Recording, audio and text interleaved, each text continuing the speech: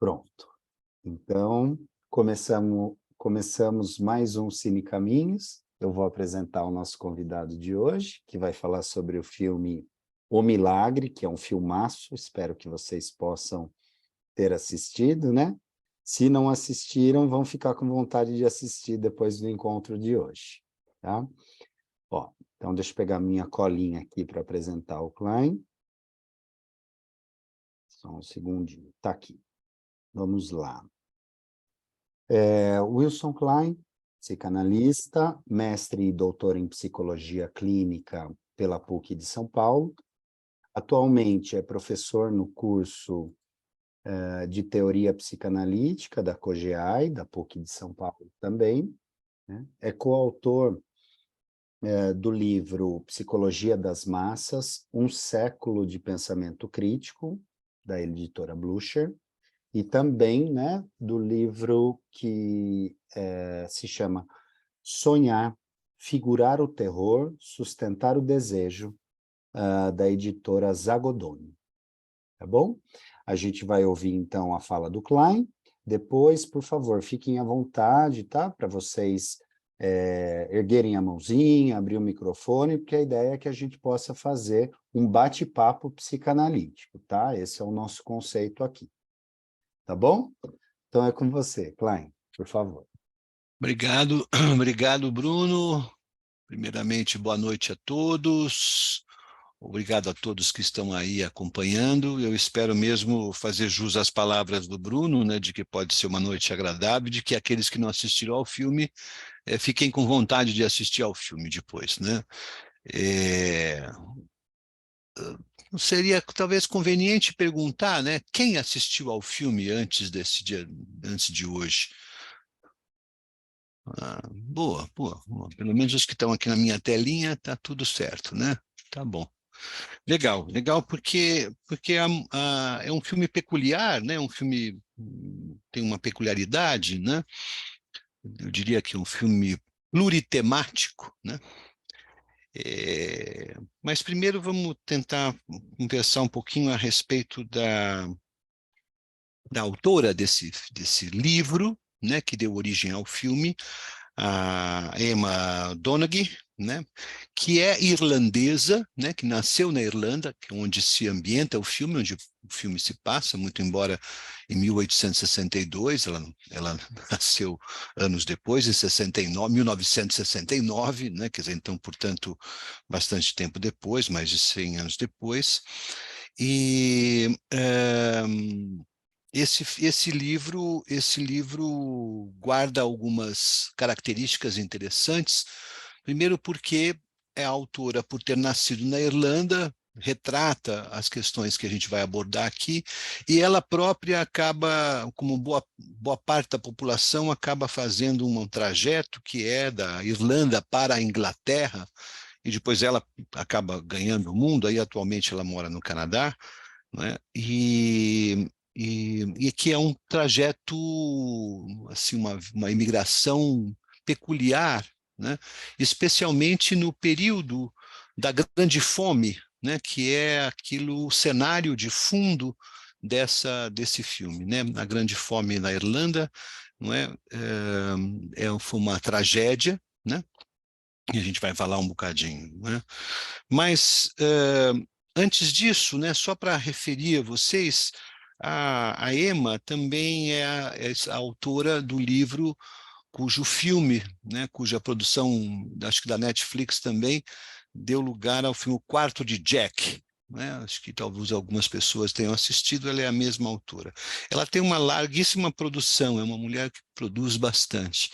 Então, hoje ela é casada, mora no Canadá com sua companheira e parece que mais 2 filhinhos, e tem produzido bastante. Parece que o grande nasceu com a caneta na mão, né? Eu queria, antes de começar, tentar propor a vocês o seguinte, né, que como é que eu vou organizar essa apresentação de hoje, né? Eu pensei em fazê-la de uma maneira a que a gente pudesse imaginar o filme, né, como tendo 4 grandes temas, né, e esses temas estão tratados, né, são tratados por meio de algumas camadas, por mais 4 camadas que vão se combinando ao longo do filme.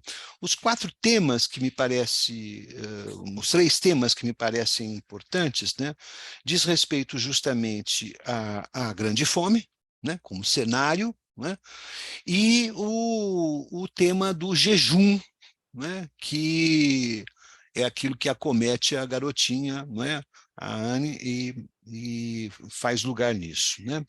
E a outra questão que me parece central nesse filme, que, portanto, também está, digamos, ocupando todos os momentos do filme, como a grande fome e o jejum, né, são as narrativas, né? Um filme que vai, de uma maneira ou de outra, abordar narrativas. E o que são essas narrativas? Na verdade, é a maneira pela qual as pessoas estão inseridas num determinado contexto linguístico, num contexto de linguagem, não é? E que, dentro desse contexto, constituem as suas verdades, constituem as suas histórias e tudo mais. Então, esses 3 grandes blocos, então, a grande fome, o jejum e as narrativas, estarão presentes o tempo todo no filme, durante o filme, né? Aí eu estou falando de camadas, ou seja, de outros temas que perpassam esses temas, e eu vou explicar já já isso, que é o lugar da mulher. Vocês se recordarem, eu vou fazer menção a algumas cenas aqui, se recordarem exatamente, perceberão que o tema do feminino, ou da mulher mais exatamente, numa sociedade patriarcal, não é, está muito bem colocado como uma temática que inclusive dá força, né, para o tema do jejum e da própria questão da fome, né? O outro tema, né, é o da ciência e da ciência versus religião, se é que eu posso dizer dessa forma, que também está colocado. Haja visto o fato de que ela é uma enfermeira, portanto, adepta da ciência, e ela é acompanhada por uma freira, né, na observação da garotinha, né? E o comitê, né, que se forma, um comitê feito somente de homens, vocês lembram-se bem disso, né, uma cena forte, essa logo no começo, um comitê, né, de homens, entre eles religiosos, cidadão, né, o Estado ali colocado de alguma maneira, a própria ciência representada pelo médico, não é? E naquela mesa estão todos ali sentados, enquanto as duas, a freira e a enfermeira, não é? Estão de pé, não é? E uma marca importante que poderia passar, não é, como forma de uma boa observação, é justamente o fato de que elas não deveriam se comunicar trocar informações durante a observação da garotinha. Bom, o temor, não é, de que algum vazamento ou alguma interferência, né, na observação da criança pudesse acontecer decorrente da comunicação das duas, marca, no meu modo de entender, muito mais a dificuldade de, aspas, conversa entre ciência e religião, embora elas estejam colocadas ali, escancaradas ali no filme, né? E vocês vão ver que essa temática, como camada, né, aparece em diversas situações. Vai aparecer aí, nas vezes, aparece na relação com a menina, quando a enfermeira está tratando da questão do jejum, aquilo insistentemente aparece, a menina várias vezes está rezando, tem a coleção de santinhos, de santinhas que ela tem ali, que são bem significativas, enfim, né, o tema está permeando. Além disso, né, a própria família da menina, né, que são extremamente devotos e que, de alguma maneira, dão conta dessa questão do feminino. Uma outra coisa interessante que diz respeito a essa ambivalência, se é que eu posso dizer assim, né, ciência e religião, se refere justamente ao fato de que nós vamos poder perceber em algumas figuras, né, no próprio médico, na própria enfermeira, na própria freira, na mãe da menina, em falas e cenas, se eu dessas pessoas, que aquilo que defendem, em algumas circunstâncias ou em alguns momentos, não é suficientemente seguro para elas próprias. A mãe demonstra uma insegurança sobre a possibilidade de morte da filha, né? Portanto, né, ela não viraria santa, né? Portanto, ela não estaria salva do jejum, né? Poderia continuar sem comer e nada aconteceria com ela. Ela não tem segurança disso, né? O médico, né, também já do seu lado, não é? Sustenta algumas hipóteses bem malucas de que ela se alimentasse talvez por fotossíntese, por as moléculas de cheiro que estivessem no ar, enfim, né? Ideias pouco confiáveis, mas ao mesmo tempo, né, suspeitando de que talvez ela estivesse mesmo em jejum e que, portanto, as teorias dele estivessem equivocadas, né? Além disso, né, a freira, né, que acompanha a enfermeira, não é? Vocês vão perceber que silenciosa uma grande parte do tempo, sisuda boa parte do tempo, demonstrando ali uma religião pesada, né, uma coisa muito pesada. Ao final do filme, não é? Ela nitidamente, não é, diz ali de que ela viu, né, sabia, não é, de que a menina estava saindo no cavalo junto com o jornalista e de que a menina não teria morrido ali no incêndio, como ela relatou. Então, ela percebeu, não é, a manobra da enfermeira e nada disse lá no comitê, né? Permitindo então que a menina houvesse um sepultamento da menina e ou até um enterro ali colocado. E nessa cena, se vocês se lembrarem, nessa cena do féretro, né, do corpo ali, não é? Há um momento em que a enfermeira está numa casa, não é? E a mãe passa e olha para a enfermeira, não é? E trocam olhares, né? Dando a perceber ou dando a suspeitar de que ela sabia de tudo o que aconteceu, né? Ou seja, de que a menina não tinha morrido, mas tinha saído da vida deles ali de alguma maneira, o que era de fato um problema pela razão colocada ali, que é o abuso sexual do filho e da filha, né? Contra a filha. Então, em diversos momentos, essa solidez da ciência e da religião mostram algumas fragilidades, e isso não digamos assim, proposital, né? Ou pelo menos é a ideia da autora, de mostrar exatamente que as histórias, as narrativas, não é? Elas se sustentam como pontos de crença, como campos de crença para cada uma das pessoas ali, né? Então, esse é o jogo das camadas que, em diversas cenas, em diversas situações, vocês poderão ver no filme. Se assistirem novamente o filme, perceberão exatamente como um jogo de cartas ali, transitando por toda a coisa. Eu queria conversar com vocês, né, sobre o que me chama bastante atenção nesse filme, é o fato de que,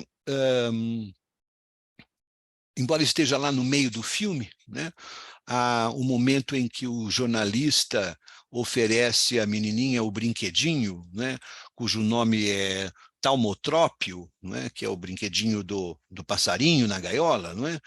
E que está acompanhado de uma fala de in-out, né, dentro, fora e assim por diante, né, e que sugere exatamente essa ideia, né, de estar dentro de uma narrativa ou fora da narrativa, dentro ou fora. O que para nós poderia sugerir uma enorme discussão, uma enorme conversa a respeito justamente não só das crenças, mas a respeito da liberdade. Tema caríssimo para a filosofia, que não vamos abordar aqui, evidentemente, mas que em que circunstâncias, né, nós podemos pensar em liberdade. né? De que maneira se pode pensar em liberdade se sempre estaremos, digamos, envolvidos ou submersos numa determinada narrativa, né? Quer dizer, o que define a minha história, a minha vida, os meus olhares, é a narrativa na qual eu sou constituído, de que maneira eu teria liberdade? Eu saio desta e vou para outra, né? Quer dizer, o passarinho que sai da gaiola e voa livre, ele está livre, não é? Ou justamente dentro da gaiola ele está protegido dos predadores e fora da gaiola ele corre o risco de morte por ser atacado por um predador. Então é um tema caríssimo, né, essa da liberdade, e que de alguma maneira apenas oferece para nós, e os psicólogos aqui presentes, né, pode sugerir o quanto que a gente o tempo todo no nosso trabalho está acompanhando narrativas, histórias, né, que são contadas pelos nossos pacientes e que revelam o contexto mental no qual se constituíram e se constituem, né? E isto me parece extremamente importante. O problema, me parece, é que este contexto, né, essas narrativas, não são, né, como vai dizer Umberto Eco, por exemplo, há um livro ótimo do Umberto Eco, que se chama, espera que eu tenho aqui o nome facinho, em que creem os que não creem, em que creem os que não creem, que é muito interessante e que de alguma maneira pode ser colocado ao lado, né, claro, com datas muito diferentes, mas pode ser colocado ao lado da correspondência entre o Freud e o pastor Pfister, né? Se vocês tiverem a oportunidade de ler algumas cartas trocadas entre os dois, vocês verão que o debate, né, entre o pastor e o Freud, de longa data, deu-se em torno da religião e da ciência, né? Nesse livro do Umberto Eco, não é? Também acontece algo semelhante. É uma troca de cartas entre ele, Umberto Eco, e um pastor também, né, onde eles discutem exatamente a mesma coisa, né, discutem religião e filosofia, e ciência, e ética, etc., por conta da formação própria do Umberto Eco. Então, veja, Freud, Eco, né, são dois autores aí que, de alguma maneira, em tempos diferentes, estão tratando desse problema que o nosso filme, de alguma maneira, aborda. E, né, considerando, né, estas duas balizas, como eu disse lá no começo, né, os dois grandes temas, dois dos grandes temas, um deles, né, um dos subtemas, uma das camadas que perpassa o filme e que eu gostaria de abordar com vocês e que me parece tão presente hoje, embora estejamos falando de 1862, né, que é o lugar da mulher, né? Então, veja, o filme de cara, né, vai tratar de uma menina, né, cujo corpo, portanto, o jejum, o corpo, está sendo submetida pelo contexto, pela narrativa, e vocês talvez pudessem dizer por ela própria, porque parece ser ali vontade própria, né? Mas pelo contexto religioso, etc., há uma tortura que vai levá-la à morte, né? Nós não podemos defender a ideia de que não, né? De fato, vai cair o maná do céu e vai alimentá-la para todo o resto da vida sem que ela se alimente efetivamente, né? Então, há de cara, né, um corpo, né, sendo submetido a uma agressão sustentada pelo contexto religioso no qual ela se insere. Contexto este, né, que nós vamos ver ao longo do filme, do metade do filme para frente, que é um contexto religioso como salvação à perversão familiar, né? Porque tudo isto é para salvar, entre aspas, evidentemente, salvar a família, né, do pecado, tanto é que isso é abordado pela menina, do pecado que aconteceu dentro da casa, né? e que a foto que vocês veem lá, e que a Libby identifica, onde se vê lá o irmão com os olhos pintados, é possível perceber que a menininha está sentada ao lado dele de mãos dadas com ele, né? Configurando quase de fato um casal ali, como ela própria disse que ela se casou com ele, né? Mas ela tinha 9 anos quando isso tudo começou a acontecer, né? Ela começa o jejum dela com 11, né? Então, veja que coisa interessante. Há uma perversão ali, que é abafada por uma camada religiosa, né? E que levará a menina à morte, mas uma morte desculpada por Deus, digamos assim, né? Então, eu acho que isto é uma referência grande e importante que perpassa o filme. A outra coisa que também me parece fazer menção a isso é o fato, não é, de logo que a enfermeira chega naquela taberna que ela faz a viagem da Inglaterra para a Irlanda, ela chega na taberna e lhe oferecem ali uma comida, né? Ela, ao chegar ali, ela vê uma mesa cheia de crianças, né? Se vocês observarem, são só meninas, né? E a mãe servindo, e ela diz, puxa, não é? Você foi abençoada com todos esses filhos, né? Então, a gravidez, né, o ter filhos, é uma bênção à mulher, não é? Quer dizer, então, isso me parece significativo, porque a mulher que não tem filhos, que é o caso justamente da Libby, que perdeu a filha e que está ali viúva, não é? Que não é viúva, mas se apresenta como viúva e sem os filhos, ela não teria sido abençoada, que é uma conversa que ela vai ter com a menina mais adiante lá no filme. Então, esse me parece um elemento importante, né?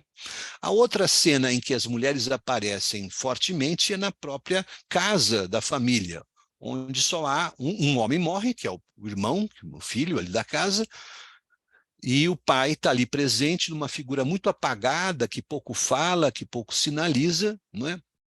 E há ali a mãe, evidentemente, a menina, e uma figura interessante, né? Uma figura muito interessante que a escritora coloca no filme, que é a Kate, né? Kitty, né? Que nós poderíamos chamar, ela não é apresentada como parente de ninguém ali. Ela mora na casa, mas você não sabe se ela é irmã do pai, irmã da mãe, se ela é nada. E ela é, né, a personagem usada pela autora para ter uma conversa com nós, né, leitores do livro, e quem assiste. É ela que está presente lá no começo do filme, né, em off, na voz, e presente no final do filme, já com roupas contemporâneas, né, falando dentro, fora, dentro, fora, dentro, fora. Né?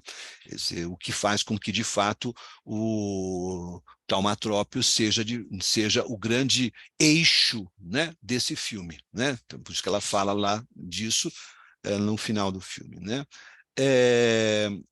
Então, veja que essa temática, né, esse lugar, esse sublugar para a mulher, está posto nesse filme, né? O quanto isso é importante. Né?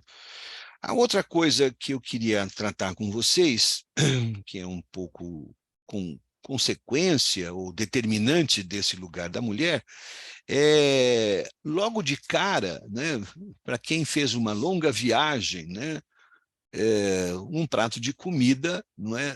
É o mínimo que se pode oferecer. Não é? Ela senta-se à mesa, a dona da pensão, a mulher do sujeito, traz um prato de comida, um café da manhã ali, e imediatamente chega o marido, o dono da taberna, e apressa ela para encontrar-se com o comitê. Né? Quer dizer, ela fica sem comer. Né? Ela fica sem comer. O que, de algum modo, cria essa convergência, né? Como fica evidente que ela ia comer, e ele praticamente tira o prato da frente dela e leva ela diante do comitê, onde ela fica de pé, com aqueles homens todos sentados e tudo mais. Eu achei interessante isso, né? Primeiro pelo grau de crueldade, né? Que custava atrasar 10 minutos ali, né? e chegar na reunião que estava aqueles marmanjos tudo sentados sem fazer nada lá, qual seria o problema? Mas este lugar submisso, né, deveria passar por isso, né? No comitê, a gente tem lá, então, mais uma exposição desse patriarcado, né? Mas além dele, né? Além dele, ou mesclado com ele, justamente o debate, a representação, né? Melhor dizendo, da ciência e da religião, né? Então, o que a gente percebe ali, não é? É um esforço, né, uma tentativa, quase como se houvesse uma queda de braço, né, entre a religião e a ciência, onde o que está em jogo, na verdade, é a vida de uma criança, né, de uma menina de 11 anos. Quer dizer, em nome, submetendo aquela menina, né, àquela situação ali, estão igreja e Estado, né, de uma maneira, ou melhor, igreja, Estado e ciência, degladiando para trazer benefícios para a sua seara, né? Exatamente isso, né? Um outro aspecto que me parece importante aqui, né?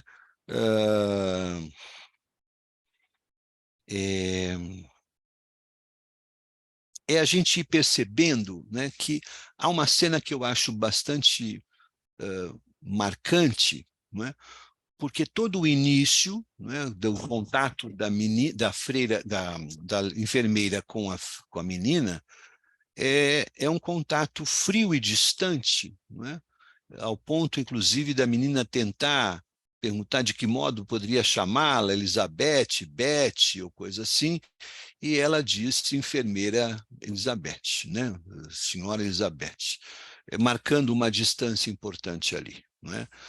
Mas lá para o meio, né, lá para meia hora de filme mais ou menos, né, a gente vai ver uma aproximação extremamente afetiva, né, entre a menina e ela, né, onde eu poderia dizer que dois elementos das narrativas se encontram e que, de alguma maneira, um reconhecimento dos seus próprios problemas. A menina sabe o tempo todo, né? A menina sabe o tempo todo o que ela guarda, né? E a enfermeira também sabe o tempo todo o que ela guarda, né?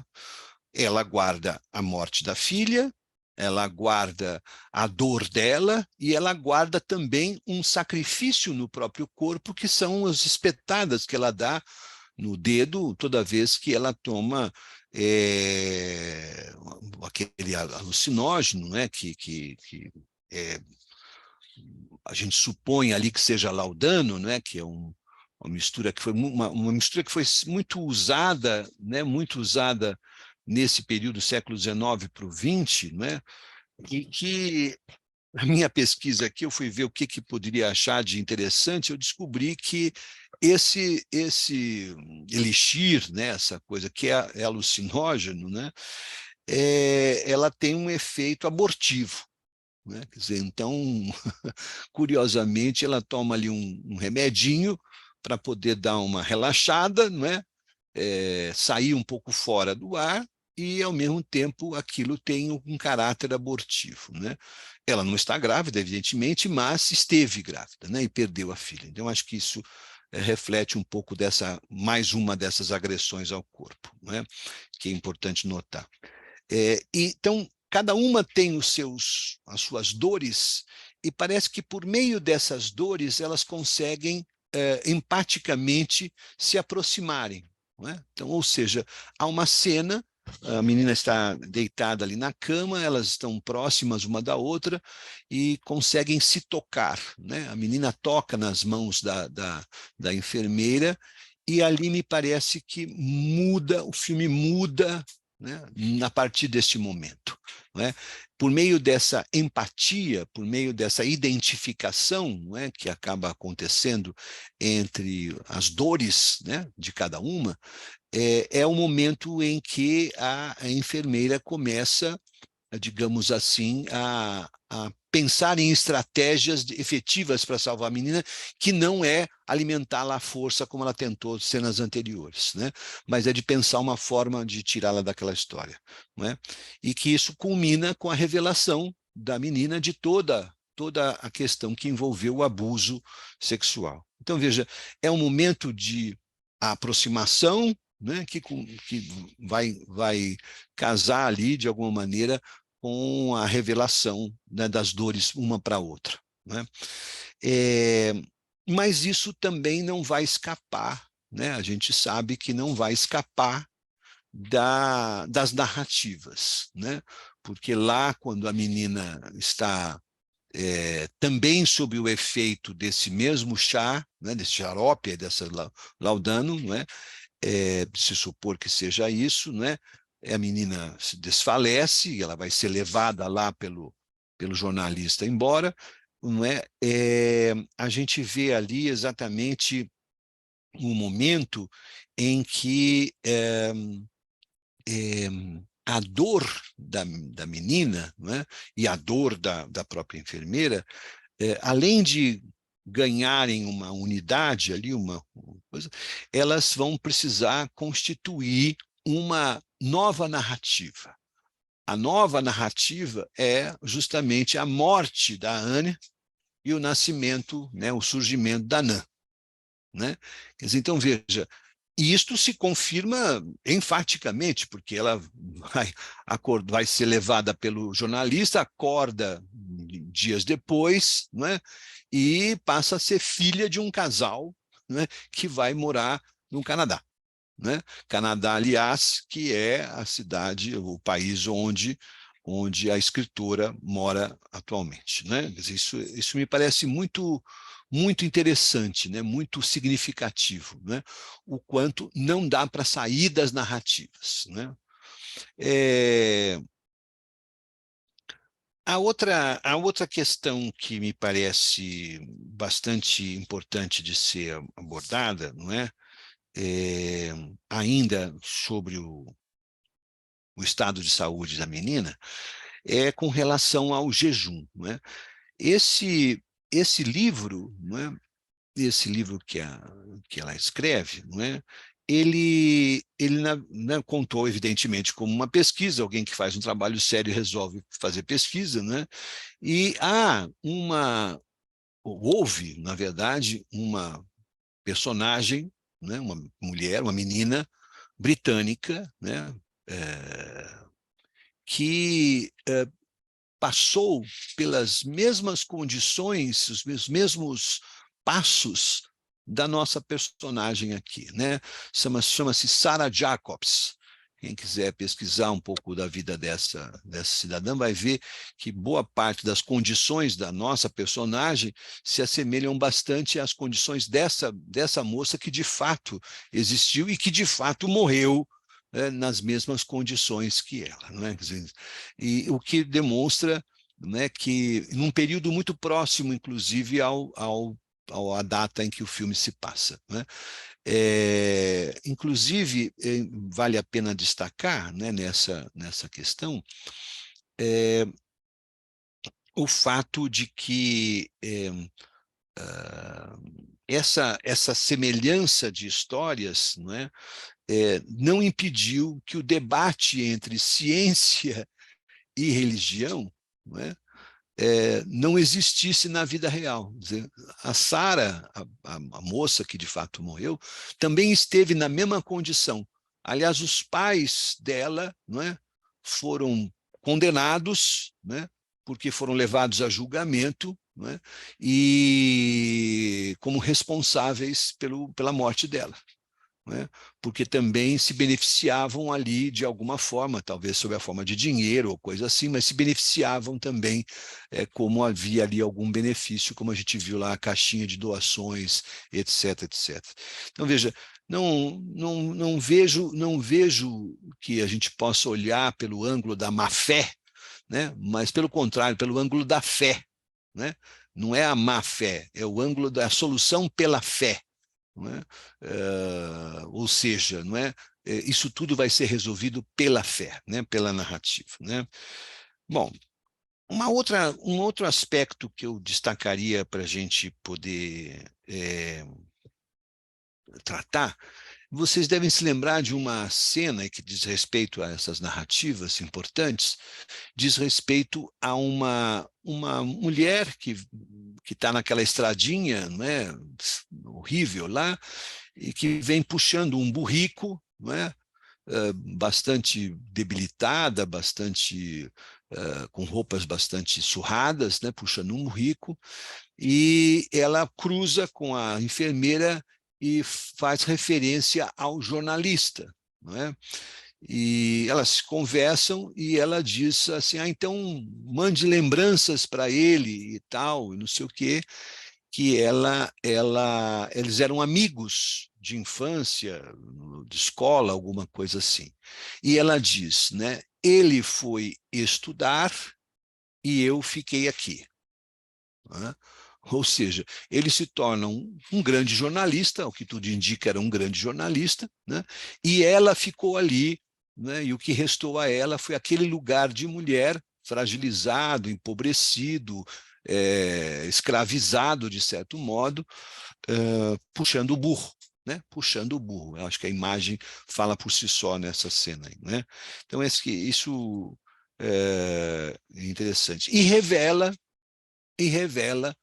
para a enfermeira, não é, um outro dado extremamente importante, né, que é o dado de que, no período da Grande Fome, ele saiu de casa, representando aí a grande fuga de irlandeses durante durante a Grande Fome, e que os pais dele, a família dele, ficou na Irlanda e trancou-se na própria casa, pregando a porta por dentro, não é?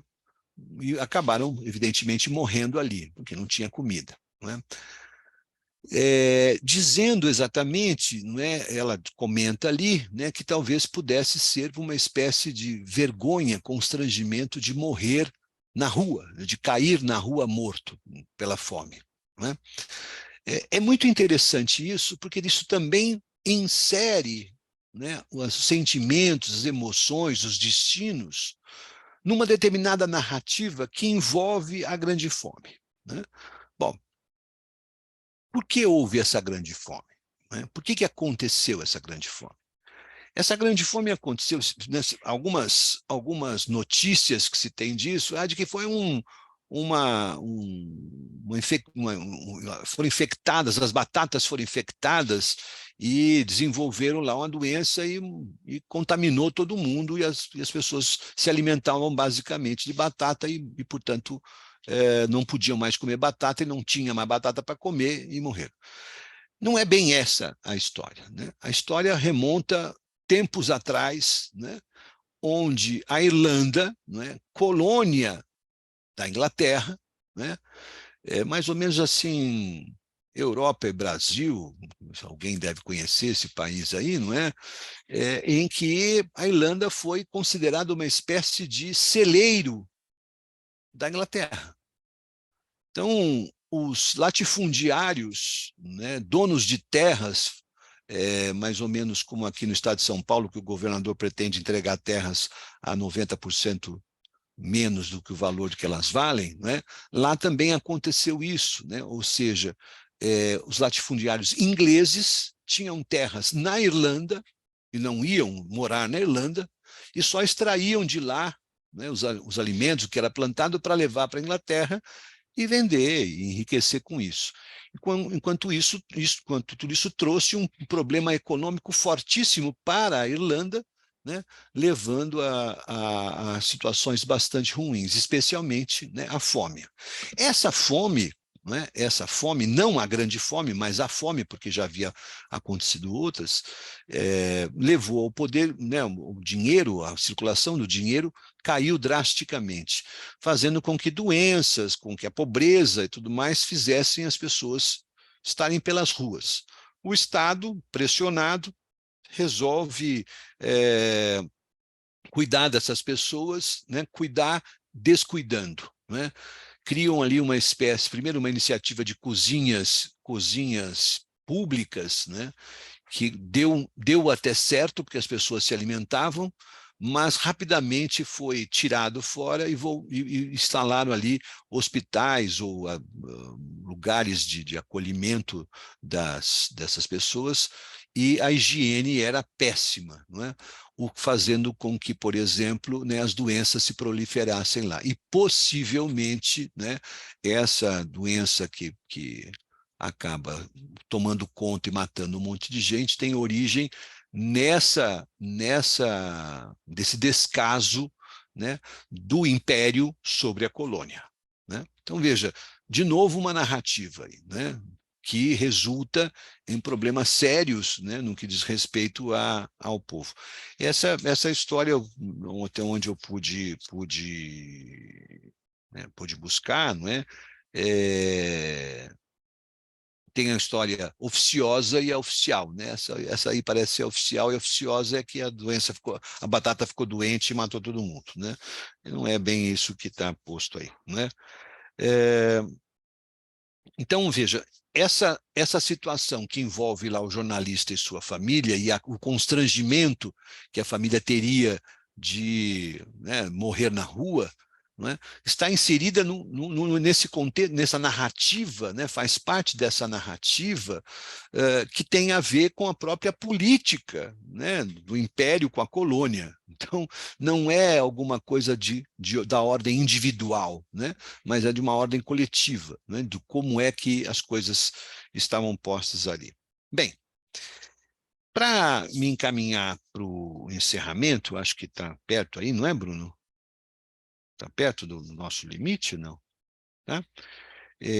Para me encaminhar para esse final, eu queria, e depois abrir, evidentemente, para a gente poder conversar, eu queria continuar um bocadinho sobre essa questão que envolveu o Império e a colônia, mas de um outro ponto de vista, né? Do ponto de vista exatamente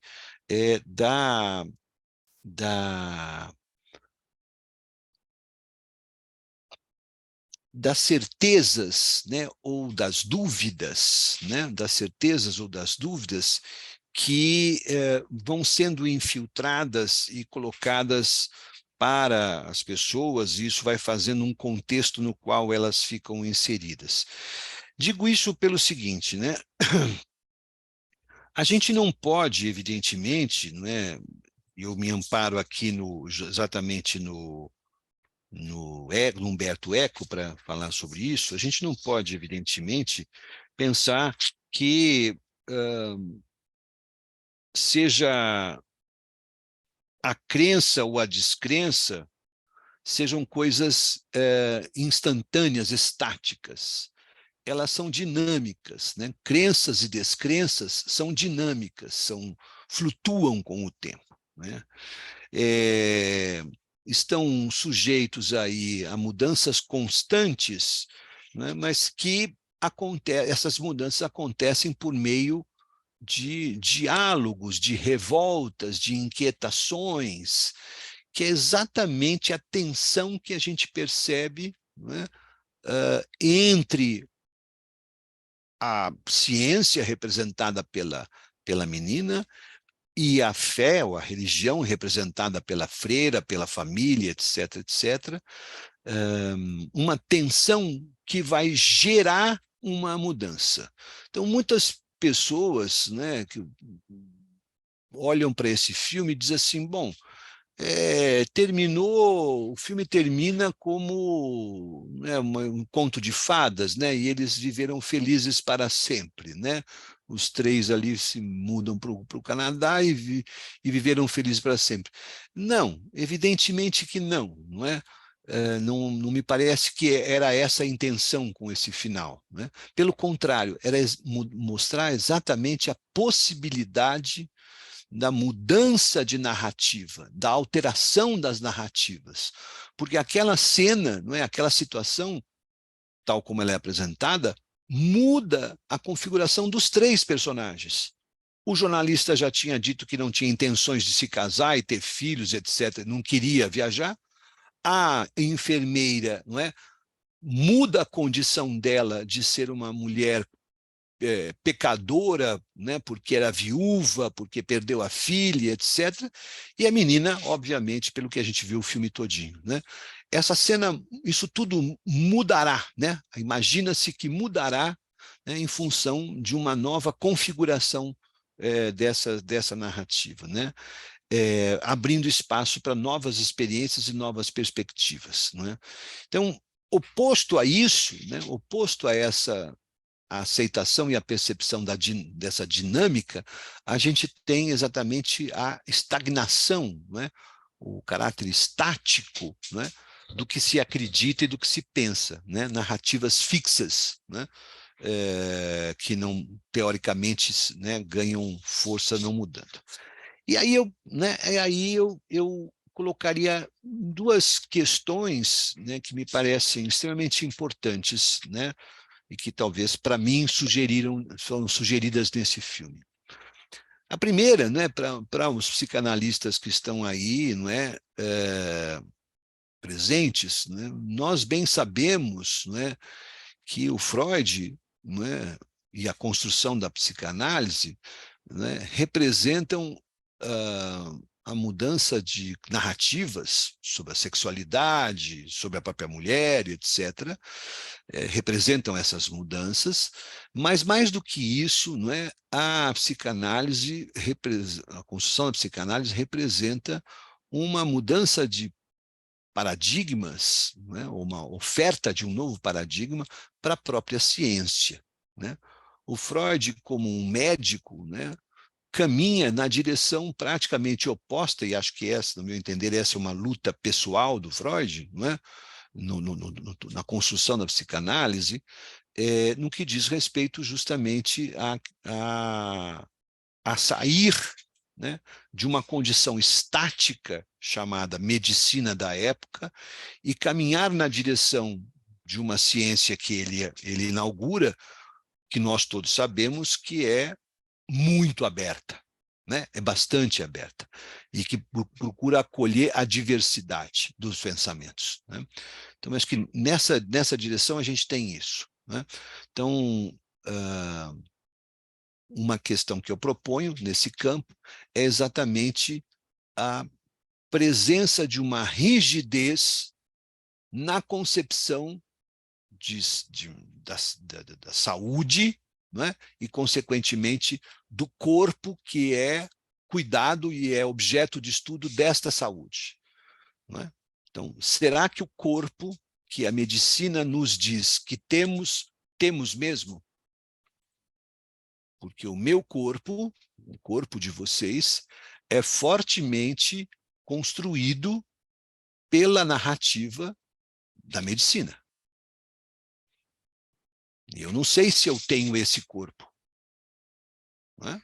Eu não sei se eu tenho esse corpo. Então, essa é uma questão. A outra questão, ainda seguindo o eixo do próprio filme, diz respeito à fé, à religião, qualquer que seja. Não vou falar de A, B, C ou D, né? Mas, né, exatamente, embora o Freud tenha dito, não é, que a religião, que o homem precisa ter uma das duas coisas, ou a religião ou a ciência, não é? No caso da religião, não é?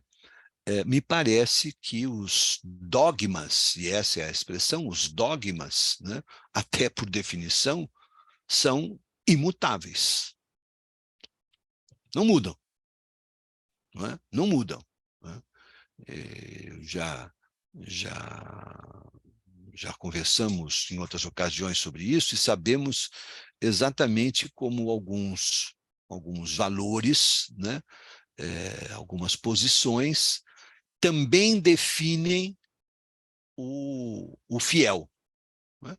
O fiel desta ou daquela religião está definido pela sua própria religião, né? Então, se eu sou pecador, quem disse isso foi a minha religião, né? Como é que eu vou tratar a morte de entes queridos ou a minha própria morte? Está dito pela religião. Como é que eu trato algumas doenças que me acometem, né? É dito pela religião. Né?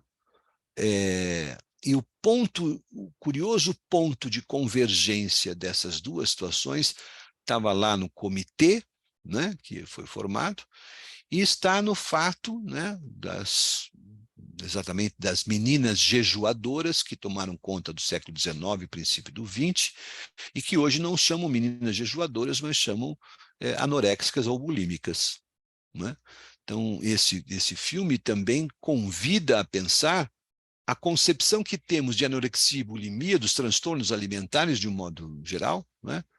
Na concepção médica, psicanalítica, o que seja, né? Quando a gente sabe que outros fatores estão interagindo, estão atravessando, como vimos no filme, e acho que essa é a grande preocupação da autora, de mostrar que ele é multifacetado, ele é multideterminado. Né? Então, a questão que eu deixo é exatamente essa. Né? Como é que nós que estamos aqui, que assistimos ao filme, olhamos para esses dois grandes vetores, né, que estão muito próximos, que formam narrativas, e o que pensamos disso? Bom, muito obrigado pela atenção de vocês, mas eu continuo aqui para a gente poder bater aquela bola que o Bruno convidou no comecinho, tá bom? Obrigado pela atenção de vocês. Maravilha, Klein. Bom, então vamos abrir, né? Para a gente poder bater um papo. Por favor, fiquem à Agora pode abrir o vontade, tá? microfone, todo mundo o A microfone gente aberto. abre o microfone, algumas pessoas podem erguer a mão, quem quiser escrever no chat, tá? Aí a gente vai Pode usar o construindo. recurso do chat, né? Uhum. Tá Acho que bom. é mais legal se a pessoa puder falar, acho que fica mais, É. mais legal, mas não é uma regra, né? É uma sugestão. Então, vamos lá.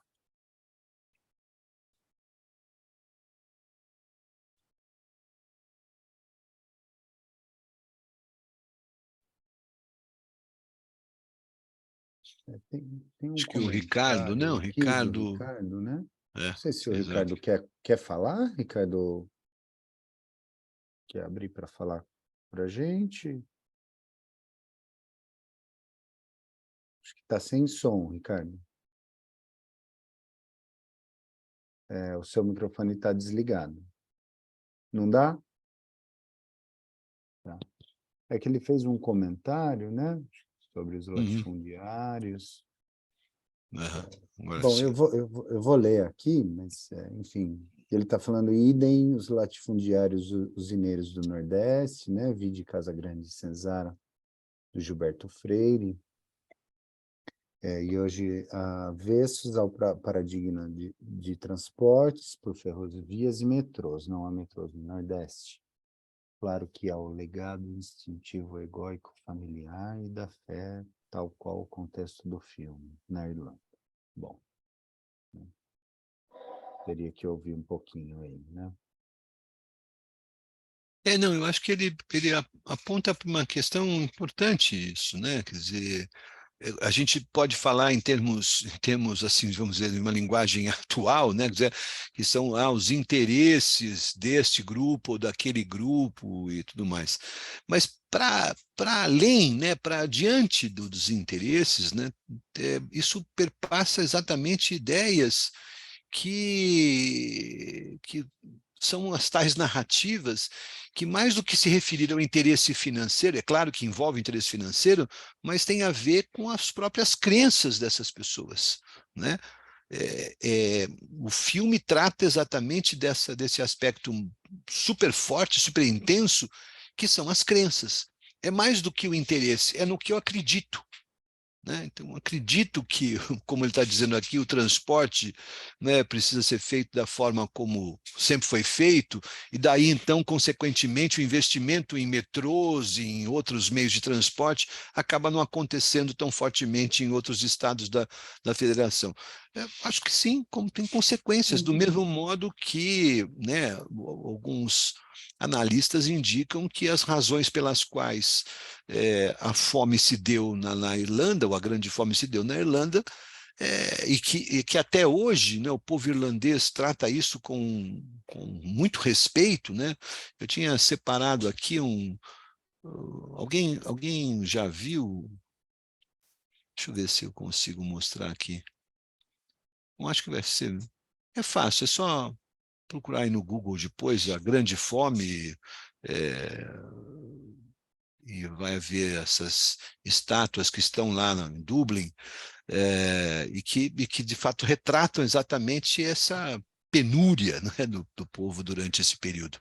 Então, eu creio que isso tem consequências, né, por mais óbvio que seja, na carne, né? Quer dizer, não é só no bolso, é na carne, né? Isso, se a gente for pensar, por exemplo, o que envolve a questão racial no nosso país, que está em debate atual, né?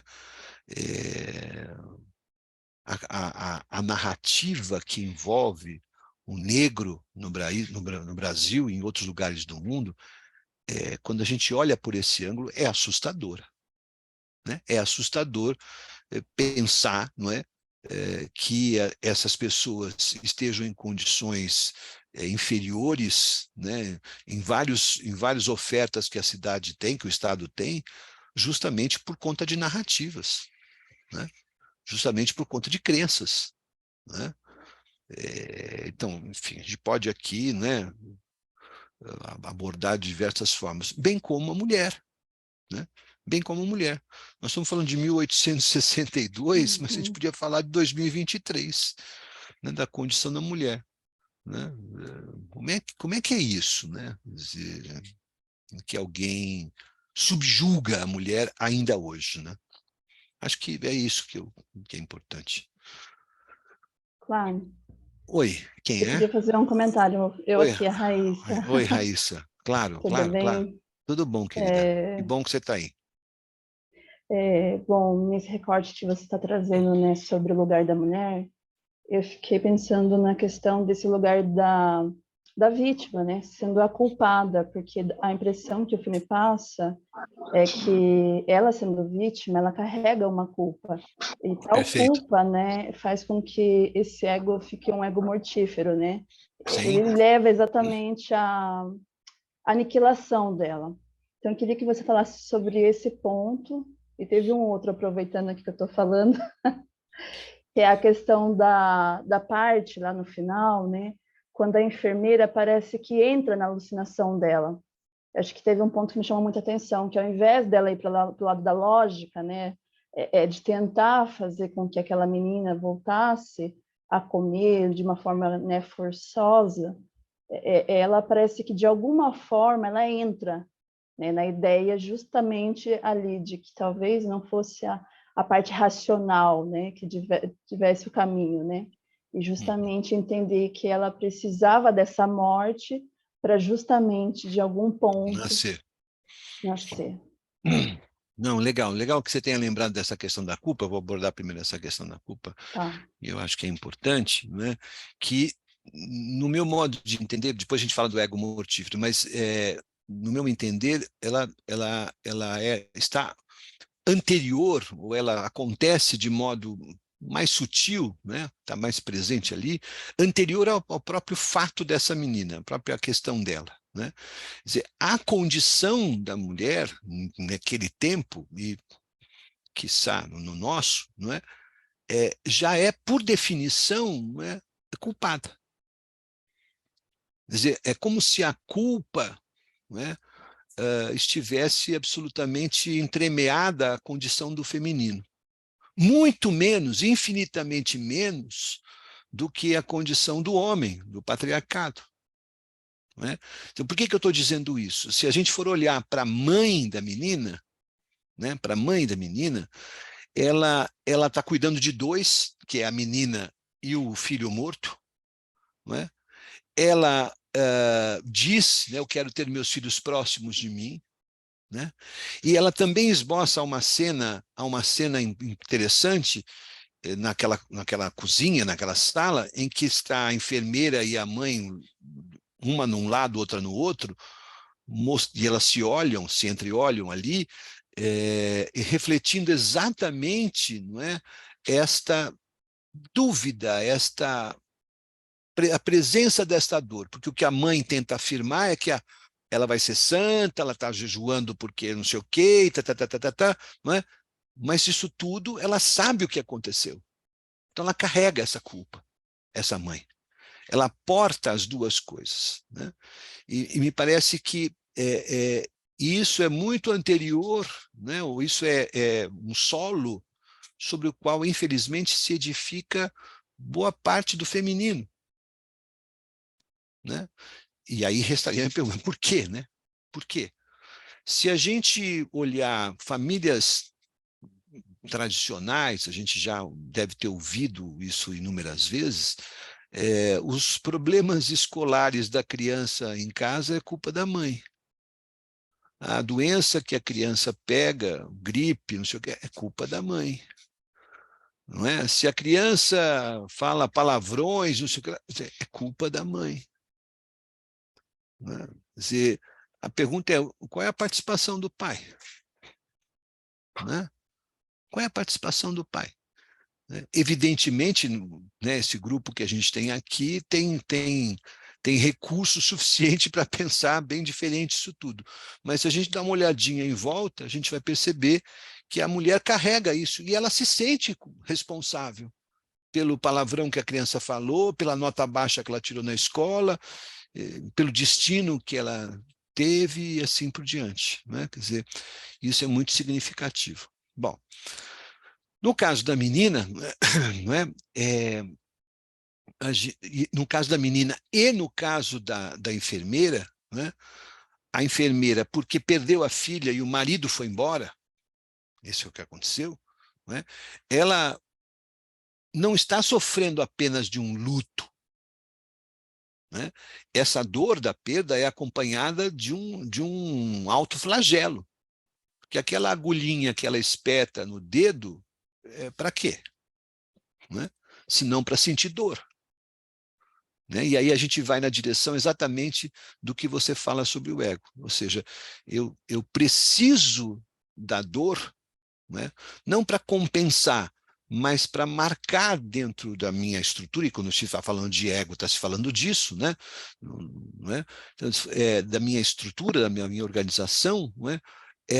Este castigo, né? essa penitência, né? Como forma justamente de me convencer, né? De que eu preciso, de que eu sou a responsável por tudo isso, né? Acho que a questão que vai se instalando é muito sofrida, não só no filme, mas na vida das pessoas, a respeito justamente desta lógica da penitência. Né? Vamos pensar, né? Para que a penitência? Né? Para que a penitência? Bastaria a responsabilidade. Né? Se você de fato causou alguma coisa, você não precisa se sentir culpada. Basta você se sentir responsável. Né? Basta perceber a sua responsabilidade no que eventualmente aconteceu. Né? Se você machucou alguém, leva a pessoa para o hospital. Você é responsável. Se atropela alguém e sai correndo, vai se sentir culpado em casa. Que vantagem leva? Não vai adiantar nada a sua culpa. Agora, se eu tivesse pegado a pessoa e levado para o hospital, talvez ela estivesse viva. Por exemplo. Né? Por exemplo, isso. Né?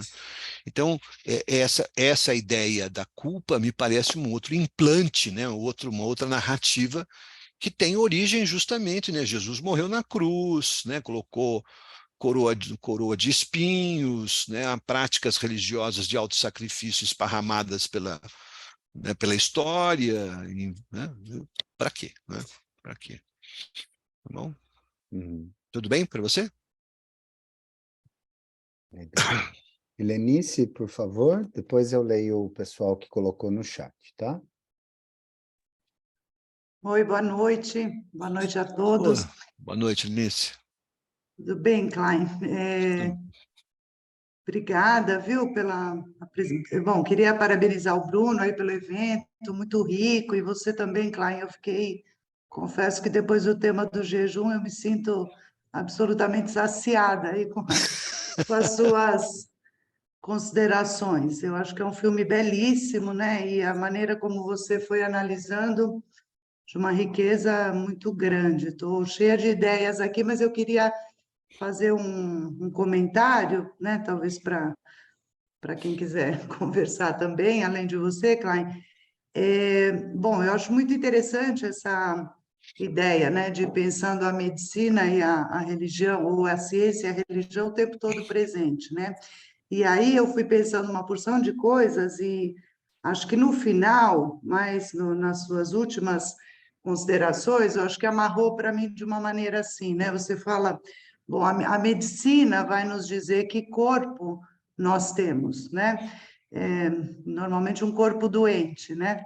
Enquanto que a religião fala de um corpo pecador, né? Foi assim que eu fui pensando. E aí eu pensei também que a psicanálise surge de alguma maneira para apresentar um corpo sexual, né? Acho que o Freud inaugura isso, né? Na medida em que ele vai exorcizando ali as histéricas, né? E mostrando que o que estava por baixo daquilo era a sexualidade, né? Agora, eu acho que esse final, né, da sua colocação me fez pensar o quanto a gente, né, no consultório vai se deparando com essas questões, né, tanto médicas, né, desse saber médico e do saber religioso, e a gente fica ali, né, sei lá, eu fui muito tocada, porque já acompanhei alguns casos de distúrbio alimentar, anorexia, bulimia, e no momento eu acompanho um caso bastante grave de anorexia, né, de uma menina bem jovem e um quadro bastante grave de anorexia.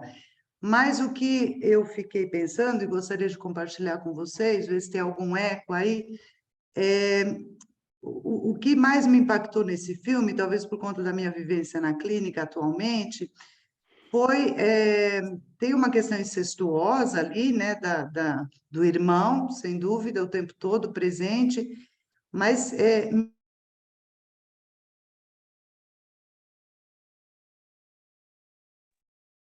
desculpa, acho que voltou aí o som. Fechou, agora abriu de novo. Ué, desculpa. Tinha cortado de todo mundo. Ah, é? Agora sim, Ah, tá bom. Então, bom, não sei que momento que cortou, mas eu fiquei muito impactada com essa questão do incesto ali, do irmão, etc. Mas essa questão incestuosa da mãe com a menina, né? Eu acho que tem um elemento ali que é muito chocante, porque eu acho que é um incesto, eu lembrei, né, que o Freud diz que o verdadeiro incesto é entre a mãe e o filho, né, ou a filha, no caso, né? E eu acho que isso é muito impactante, porque é um incesto realizado, eu acho que de uma maneira muito primitiva, lógico, né, eu fiquei pensando na linguagem das pulsões mais primitivas, que é a pulsão oral, né? Aquela coisa dela botar a comida, né, no boca a boca com aquela menina, né? Como isso foi muito impactante, né? Então, acho que, enfim, acho que era esse comentário que eu queria fazer, porque eu acho que tem uma questão da perversão, né, familiar ali, não estou dizendo que sejam perversos, estruturalmente falando, mas tem uma dinâmica perversa, né? Desde a mãe encobrindo o incesto, o abuso do menino, do irmão com a menina, e depois toda a questão do lugar onde essa mãe vai colocando essa menina, mas eu acho bastante interessante pensar por esse viés, porque na clínica, pelo menos a minha experiência vai mostrando que essas meninas anoréxicas que eu acompanhei, muitos casos na clínica, é muito interessante porque todas tinham, de fato, uma relação, né, muito incestuosa com a mãe, né, um incesto psíquico, né, assim, de uma posição de não poder sair, né, daquela captura materna, né, de não poder desejar, né, e aí esse não poder desejar se desloca para não poder comer, não poder ter fome, não poder ter apetite, né? Então eu achei muito impactante esse elemento do filme, né? Eu acho que o que eu queria recortar era isso. Acho que todas as outras questões que você falou, acho que para mim fizeram muito sentido e eu agradeço muito, Anny, as suas colocações. Eu Era que isso. agradeço a ênfase aí, a questão do maná, né, da questão dessa troca de alimentação, né, e a gente não pode esquecer que, né, há uma outra forma de se transmitir esse maná, que é por meio da hóstia, né, que no fundo é o corpo de Cristo que é, né, oferecido aos católicos aí por meio da hóstia, que também é, né, tal como essa alimentação que sai da boca da mãe e vai para a boca da menina, e que ela antes mastigou, né, porque ela não dá um pedaço de carne para outra, ela mastiga e dá isso mastigado, né? E eu acho que isso figura exatamente um caráter invasivo, né? Um caráter, claro que a dimensão introjetiva está presente aí, né? Mas acho que esta mãe que não consegue ficar, não é de fora, não é, mas é ao lado, somente dentro, né? A gente vê ali uma espécie de recusa à alimentação, mas a gente poderia pensar nas formas contemporâneas de anorexia e bulimia, o quanto que o esforço é de expulsão do alimento, né? Da rejeição e da expulsão do alimento, como se esse corpo da mãe, né, colocado dentro, ocupando todo o espaço, precisasse de alguma forma ser expulso ou ser rejeitado, né? Eu acho que isso é muito forte, não é? E acho importante, né, quando você destacou junto com isso a questão da nossa noção dos nossos corpos, como eles são concebidos, e especialmente a dimensão que a sexualidade, que o Freud traz com a questão da sexualidade, diferente dessas duas outras maneiras, né? Porque me parece que, ainda que, não é, a sexualidade tenha sido, e foi isso que o Freud encontrou no começo, né, um campo de coerção, né? A coerção dava-se por meio da sexualidade, ainda se dá, não é?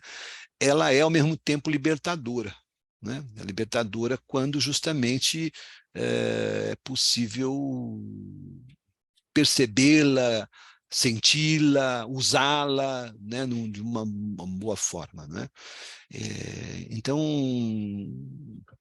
não sei se a gente está puxando a brasa para a nossa sardinha, né? Mas eu penso que isso é importante. Agora, você se refere a casos de bulimia, né, e anorexia graves, e acho que isso coloca o ponto exatamente da medicina, né, em jogo, né? O quanto que ela tem um papel extremamente importante, né? Ninguém está fazendo exatamente como no filme, né? Dizendo que não, né? Manda essa enfermeira embora e deixa que Deus resolve, né? Manda todo mundo embora e deixa que os psicanalistas resolvem, de maneira nenhuma, né? De forma nenhuma, não é? Quer dizer, ali estava posto exatamente que a briga, né, entre esses dois campos e acabar com a morte da menina, né?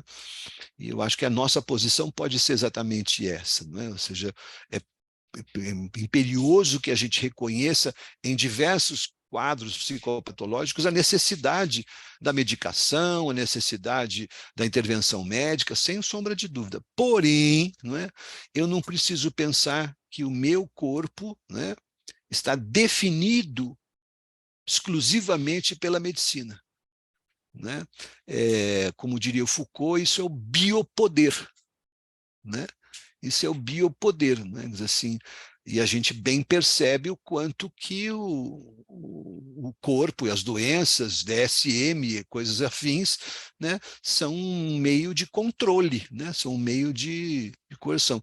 Como foi lá no passado a questão moral e etc, etc, etc, né? Então, acho que isso é importante que a gente, num público de psis, né, que a gente esteja atento, né? Isso não é chutar a medicina para fora em hipótese nenhuma, mas também não é nos definirmos a partir dela, né? Porque a gente é muito mais amplo do que isso. Não sei se te ajudei ou se, mas muito obrigado pela sua lembrança. Sim, claro, obrigada, Wilson. Meu amigo Legal. Joaquim, acho que quer falar. Deixa eu só, ó, eu acho que é o Ricardo, né, que conseguiu entrar por outra conexão, que está com a mão levantada, e Joaquim, mas antes, deixa eu ler o comentário do pessoal aqui no chat, tá? Que acho que foi colocado antes. A Gisela diz que ainda hoje a mulher abusada ainda se acha culpada, né, e ficam constrangidas, né? Acho que naquele momento que a gente estava falando da culpa relacionado ao feminino, né, Sim. historicamente, a Roberta coloca: olá, eu fiquei refletindo sobre os diversos casos que observo no CAPS das violências sexuais na infância estarem associados aos distúrbios alimentares ou mesmo casos de histeria. Eu não sei se elas querem fazer algum comentário ou se basta Posso ler, fazer? por favor. Claro. Por favor. Oi, Oi, Clay, tudo Roberto. bom? Tudo Tudo bem, jóia? querida? Melhor agora, vendo Tudo. você aqui. Eu fiquei refletindo muito, assim, né? Porque a gente atende muitos casos de violência sexual lá no CAPZ, né? A gente tem o polo.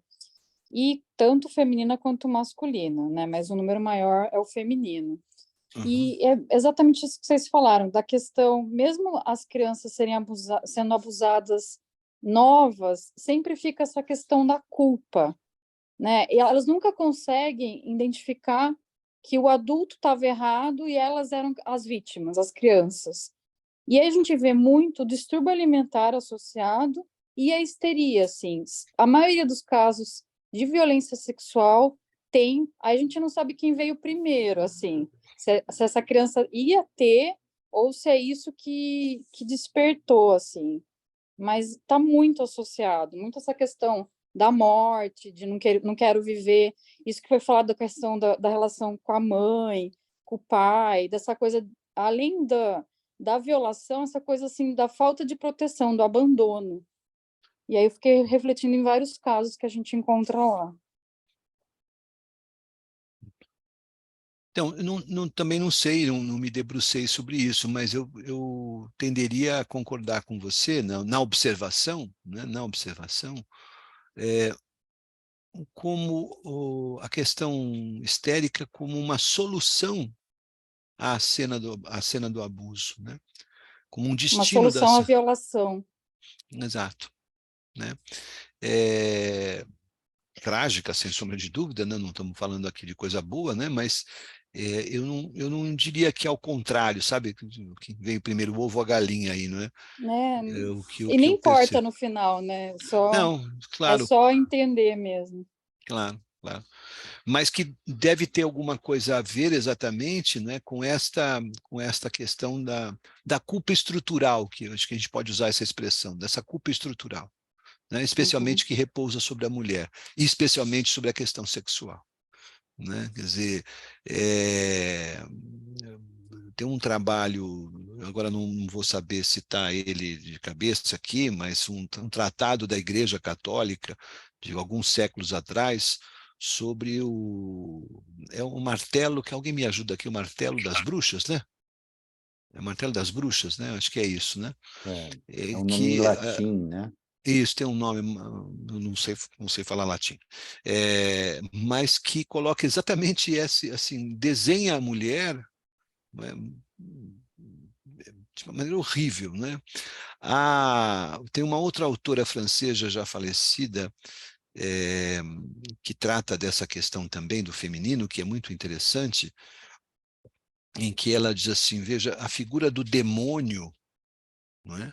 A figura do demônio, ela é em grande parte feminina, né? Qual é a cor do demônio? É vermelho, né? O demônio está sempre próximo a um caldeirão, né? Tem um garfo na mão, né? Enfim, imagens associadas à mulher. Não estou dizendo que a mulher tem que ficar na cozinha com o garfo na mão, por favor, né? Mas associadas à mulher, né? E outra coisa forte ali é o caráter sedutor do demônio, né? O demônio é sempre aquele que seduz, né? alguém a um caminho ruim, né? E essa associação feita pela igreja entre o demônio e a mulher, não é? Está presente em vários momentos. Por exemplo, não é? Você sabe por que os guerreiros, né, não podiam dormir com as suas esposas antes da batalha? Porque elas roubavam a força do guerreiro para a guerra, né? E isso acompanha até os atletas. Os atletas, é verdade, os atletas ficam isolados para não se enfraquecerem para as disputas que tem que fazer. O que coloca de novo, né, o sexo e a mulher, como se o cara sozinho não fosse fazer nada, né, fosse ficar rezando antes da guerra, né? Enfim, né? Então, acho que tem coisas muito associadas aí que dá esse caráter estrutural da culpa, não é, à mulher. Evidentemente que não dá para a gente concordar, mas que parece estar presente, né? Não. A Gisela quer falar, Gisela? Não? Tá. Então tá. Então, agora a gente ouve o Ricardo, é isso, né? O Ricardo que está com o Galaxy ali, né? E depois o Joaquim. Por favor, Ricardo. Está sem som, Ricardo. Está sem som. Acho que você precisa abrir o seu microfone aí no aplicativo mesmo.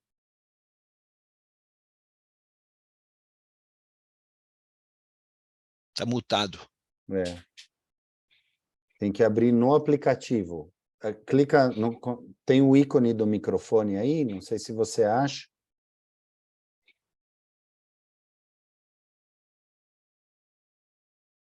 Não?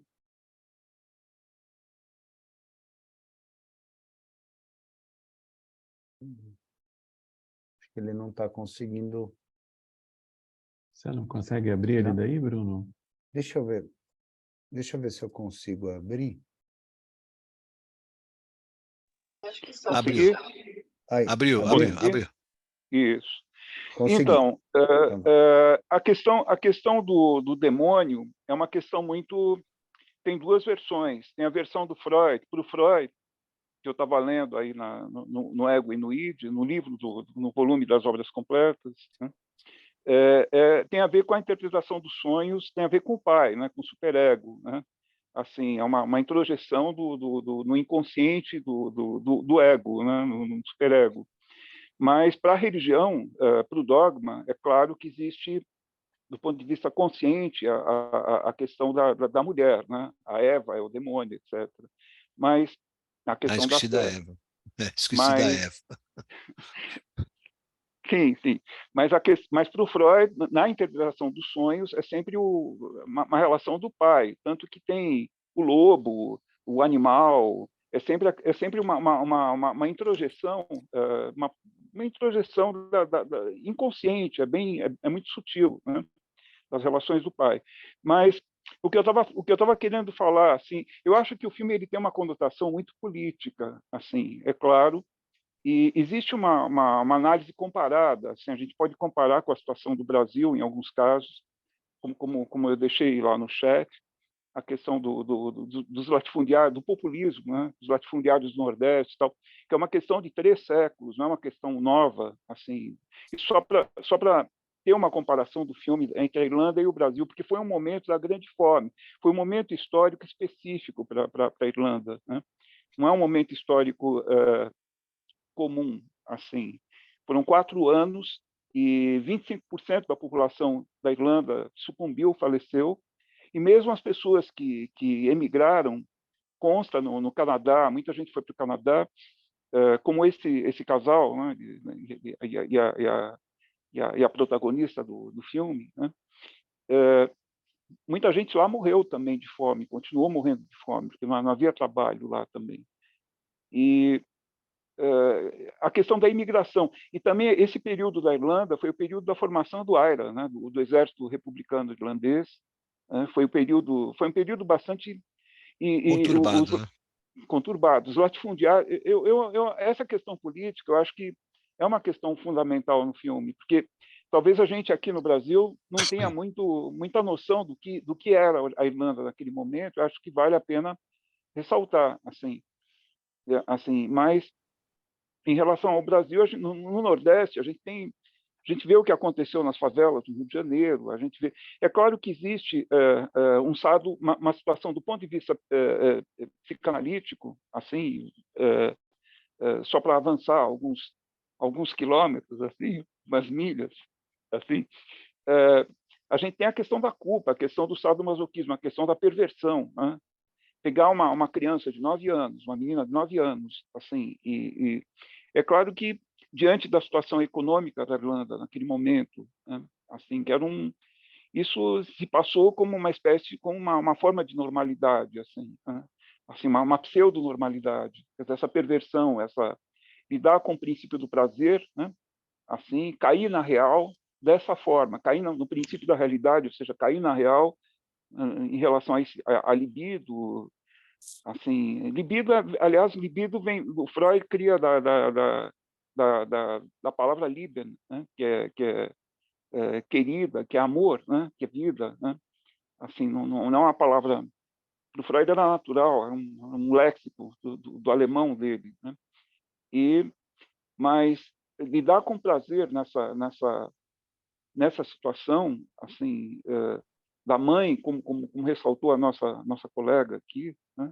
Ou seja, a influência da mãe, ou seja, é claro que existe um viés de perversão.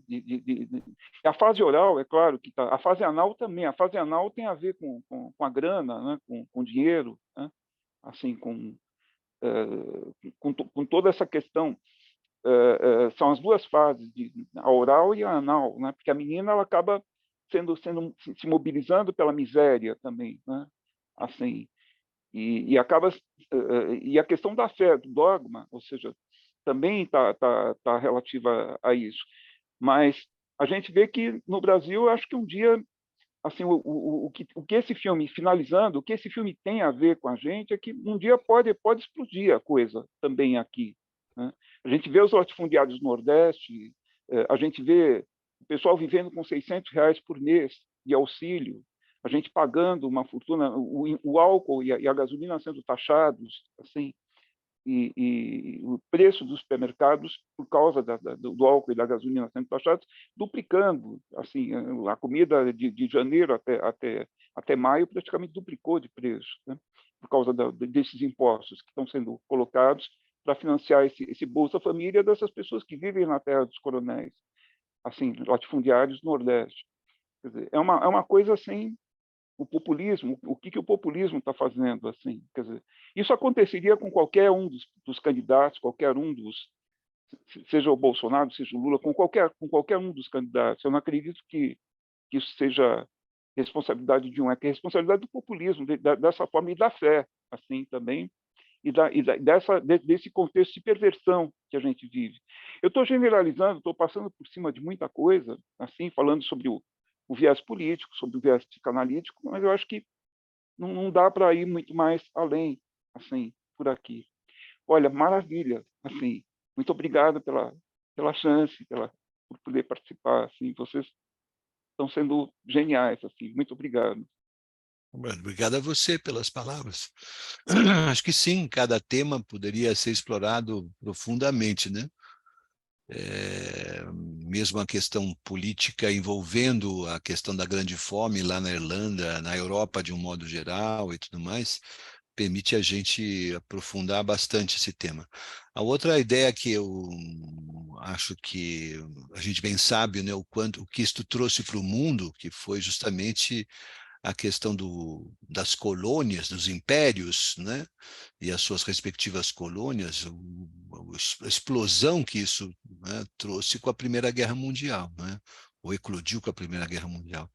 Quer dizer, mas são quebras de narrativas, quebras de paradigmas, né, pelos quais a gente tem que passar. Não acho que temos que passar por guerras, eu não sou nada favorável à guerra, de forma nenhuma, mas essas rupturas precisam acontecer de alguma maneira, não é? Tal como agora a gente vê essa questão que envolve, que está em voga, não é? Que envolve negros, que envolve povos originários, que envolve essa questão que você traz né, dos latifúndios e tal, sem dúvida. E acho que a gente está fazendo uma massa de pensamento aqui importante, inclusive com a sua colaboração. Foi muito legal. Obrigado. Eu acho que são paradigmas de várias formas. A nível de planejamento urbano, por exemplo, eu sou arquiteto, mas eu tenho eu tenho um mestrado com 4 psicanalistas, mestrado tardio na FEFELESH, assim, em psicanálise da literatura, com o Nezan, com a Miriam Schneider, né, etc., com todo... Eu fiz com professores convidados ali, dos SEDES ali, já que eu fui fazer em literatura, pelo menos eu fiz com psicanálise da literatura. Mas, então, por isso eu passei. Psicanalista, quando aprova um mestrando, é alta psicanalística. Então, é feito assim, não existe outra forma de aprovação, né? Mas eu resolvi fazer. Então, mas em termos de arquitetura, eu fiz várias pós-graduações anteriores, há muito tempo atrás, em planejamento urbano. A gente tem os paradigmas de planejamento urbano, que são os paradigmas de mobilidade urbana, que assim, eu fui preso há muito tempo atrás, em 1982, eu fui para a França, e lá eu propus no Instituto de Urbanismo 15 linhas de metrô para São Paulo. E no retorno, era regime militar, eu fui preso aqui. Eu não sabia que isso era subversão, e continua sendo até hoje. Ou seja, nenhum dos candidatos no debate, eles não propuseram metrô e ferrovias. Metrô descentralizado, ou seja, bairro a bairro, sem passar pelo centro, pelos centros urbanos. Aliás, em Recife não tem metrô, tem uma linha. Em Fortaleza tem uma linha. O candidato, o Ciro, era de lá, foi governador. Ou seja, eles não têm... não houve debate sobre isso, sobre os preços continuam subindo nos supermercados, porque tudo é transportado por... Esse paradigma, por que esses paradigmas não são adotados assim? Por que não tem mudança de paradigma? Não são só os paradigmas psicanalíticos também, é claro, do ponto de vista da psicologia, que é muito dogmática em muitos casos. Assim, não há teoria literária em faculdade de psicologia. Não há literatura comparada em faculdade de psicologia. A gente sabe que para poder entender a interpretação dos sonhos, tem que ler tudo de Freud, tudo de Shakespeare, tudo de Goethe, tem que ler tudo de Fernando, e eles não têm isso. Então, eles não conseguem ler. Eu precisei 10 anos para entender a interpretação dos sonhos, depois de ler tudo de Shakespeare, depois de ler tudo de Goethe, tudo de Fernando Pessoa. De repente, o santo baixou, eu comecei a entender, assim.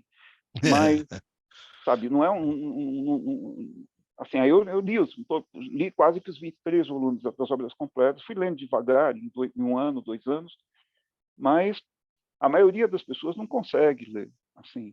E os psicólogos que estão no Facebook, que eu leio, que eu tenho 200, 300 amigos, sei lá, ninguém leu Freud, né?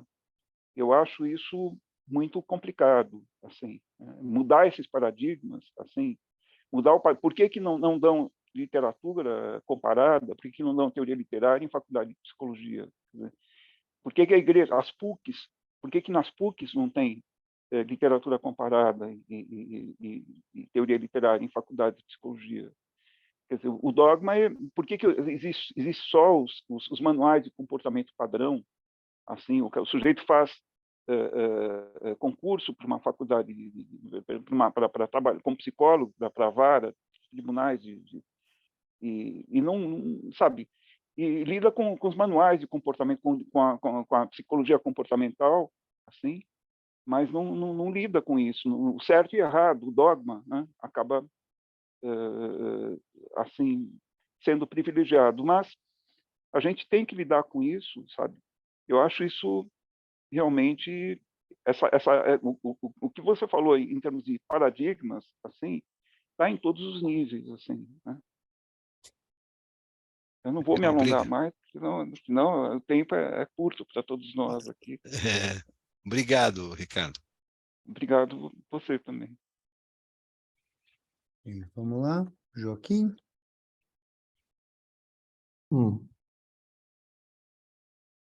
Na verdade, vou pegando um pouco de carona aqui na fala do Klein, da Helenice, né? E primeiro dizer que Klein foi por uns caminhos que bem diferentes mesmo, até como a Helenice falou. Essa coisa das camadas foi me levando para outro lugar, eu já nem sei mais onde era que eu estava e eu vou precisar ouvir de novo aqui para poder Assistir de novo o filme, acrescentar. assistir de novo o filme. E mais uma vez o filme, né? E aí eu fiquei pensando aqui, né, por onde você foi levando a gente e por onde eu estava, né? E onde eu estava, acho que tem muito a ver com o impacto desse filme em mim mesmo, né? Porque eu fiquei apaixonado por esse filme, pela questão dele conseguir mostrar de uma forma tão bonita coisas tão feias, né? E nesse bonito, eu vou dizendo porque as cenas são praticamente quadros, né? São pinturas ali, né? E vai se destacando o azul, né? O azul do céu, o azul da roupa da enfermeira, né? O azul é o que se destaca no meio daquela coisa tão sombria o tempo inteiro que é apresentada numa aldeiazinha lá no fim da Irlanda, né? Então, muito interessante. Isso foi me chamando muita atenção, né? E o azul, pegando carona aí na questão da religião, o azul é uma cor nobre, né? Uma cor nobre dentro das artes plásticas, né? Você sabe que eu gosto de misturar aqui, fazer uma grande mistura e fazer a minha loucura pessoal, privada aqui. Mas É bom te ouvir. qualquer coisa a Helenice me salva aqui com a loucura privada. Mas essa coisa do azul, né? Então, voltando para o azul traz a questão da espiritualidade, da religiosidade. O azul era uma cor nobre, assim, que ela, porque era muito cara, né? Para ser extraída do lápis-lazuli. Em termos de preço, assim, desde sempre, né? O azul competia com o ouro, até, em termos de valor, né? E a gente tem, né, inclusive alguns artistas que vão ficando muito marcados aí pelo azul. Então, interessante pensando essa vida do azul, que ao mesmo tempo remete a essa coisa da espiritualidade, com aquele cenário tão pobre, tão escuro, tão morto, né? Eu fui fazendo esse caminho aí entre pulsão de vida e pulsão de morte, né? Entre essa enfermeira e essa menina, né? E na aldeia como um todo, né? E aí eu vou para uma coisa ainda mais antiga, mais anterior, digamos assim, mais primitiva do que a ciência e a religião, mas a questão mesmo do homem e da mulher, né? Só para lembrar que a mulher não existia, né? Não é nem que a mulher era culpada, a mulher não existia, né? Aproveitando as coisas médicas, né? A gente tem registros de desenhos anatômicos, né? De como se imaginava que seria uma mulher antes das dissecações, né? O útero era desenhado como um pênis, a mulher era um algo que não deu certo, né? Então, os desenhos do útero, antigamente, era um pênis para dentro. E a mulher era simplesmente um forno, né? Um forno que, se estiver bem aquecido, ela vai gerar um homem. E se for um forno ruim, frio, vai gerar uma outra mulher, né? Então, eu vou vendo muito essa leitura mesmo no filme, por isso que eu resgatei a Helenice aqui também com a questão da sexualidade, né? E como é tão interessante para tentar salvar alguma coisa, né? Que essa mesma vítima seria importante até que ela morresse, porque a aldeia ia passar a ter mais demanda turística, né? Que aí seria uma santa, né? Exato. Iria virar na Santa Mártir, né? E aí já emenda com a coisa da anorexia também, né? Da anorexia e da bulimia dessas meninas, né? Pensando aqui na possibilidade dessa formação da histeria como essa sexualidade que não acontece. Pensar nessa mãe simbiótica com essa menina, né? que fica ali alimentando de pouquinho em pouquinho, que ao final ela sabe que vai morrer, né? Mesmo ela alimentando, né? A enfermeira chega e corta isso, definitivamente, mas eu vou vendo isso como uma mulher que não existe, está tudo bem de deixar a própria filha, que é uma mulher, também não existir, né? E ao final, apesar de uma coisa que você tocou mesmo, que é uma crítica de alguns, de parecer que parece que é um final feliz, né? Mas eu prefiro ver pelo lado da pulsão de vida e pelo amor, né? Da possibilidade de ligação. E eu achei que ficou tão simbólica a coisa do vermelho, do incêndio, né? De precisar morrer com o incêndio. Claro que fica mais fácil para não achar prova nenhuma, né? Do que aconteceu. Inclusive Mas, as roupas, antes do embarque, né? As roupas delas são em tom vermelho, né? isso. Das duas, né?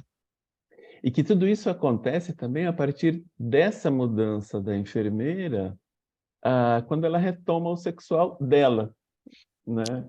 Quando ela volta a fazer ligação, quando ela se liga nesse jornalista, nesse outro que também está questionando tudo aquilo que acontece na sociedade, e eles conseguem gerar, né, uma outra mulher ali, uma outra menina, né? Acho que então essa coisa, eu achei esse filme extremamente didático, extremamente bonito por toda essa questão plástica, como essa questão plástica vai se misturando com a questão psicanalítica, e como vai mostrando essa saída para a gente da necessidade da ligação, né?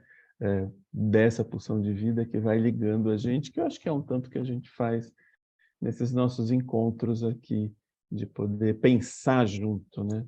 E aonde está a vida, né? Onde está a ligação? Está na possibilidade da gente poder pensar e trocar, né? E expandir cada vez mais esse psíquico aqui. Enfim, eram coisas mais que eu queria compartilhar mesmo com vocês.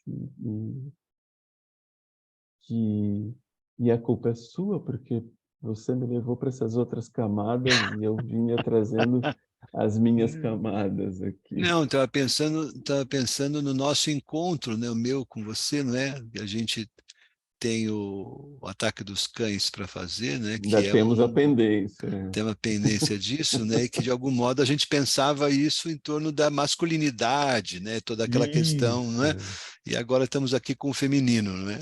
Exato. E essa questão tão atual, né? A mulher continua ainda não existindo, né? Sim, sim. Obrigado, Joaquim.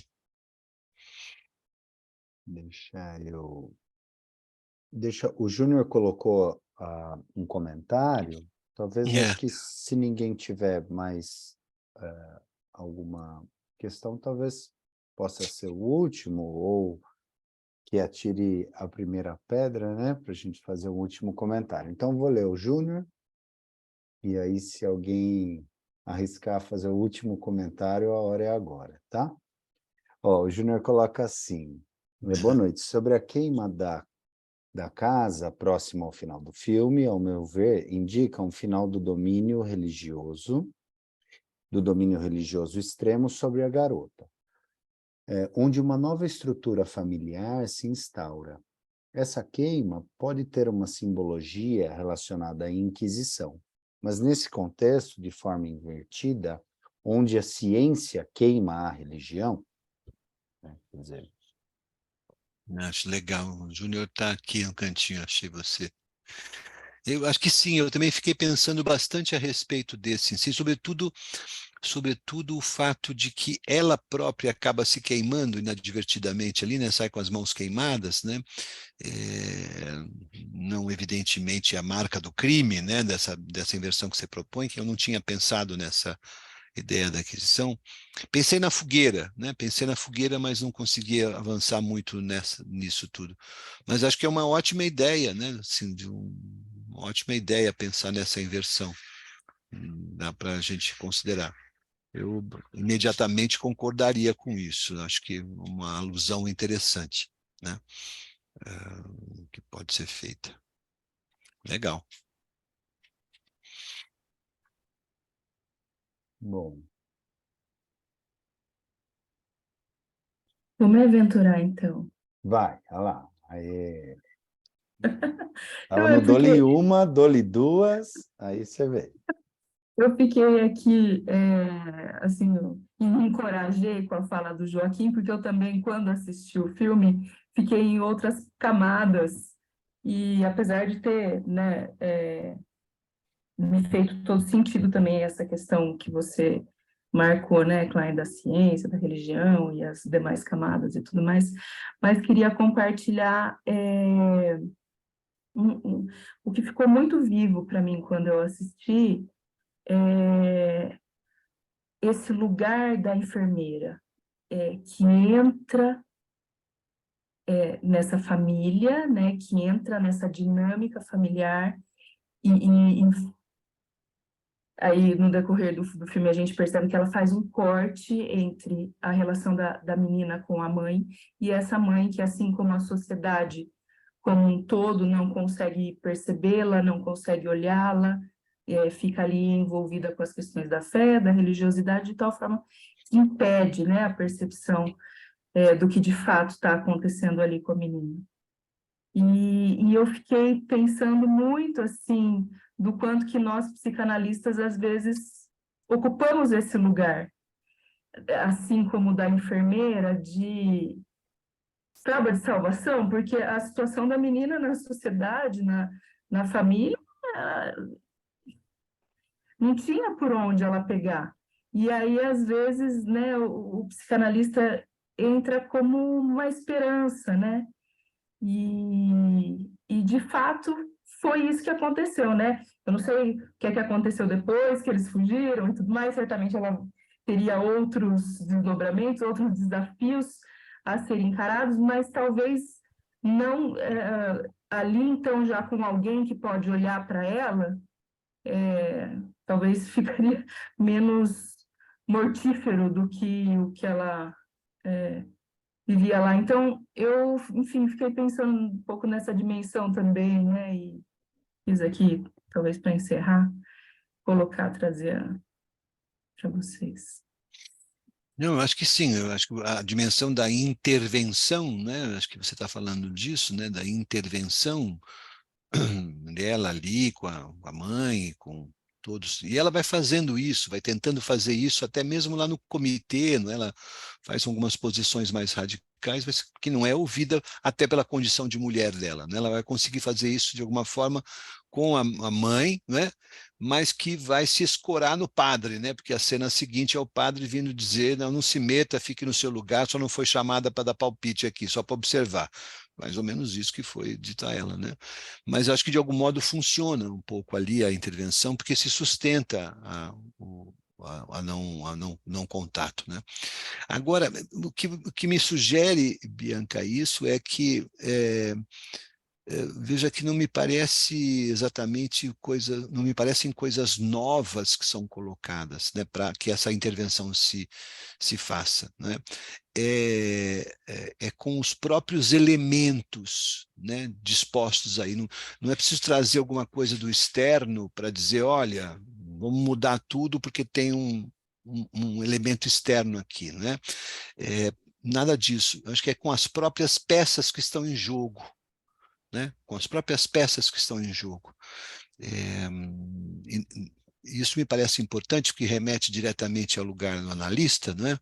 Porque o analista não inventa né? Não traz um elemento externo à conversa, àquilo que o material que o paciente traz, né? Para fazer uma intervenção, né?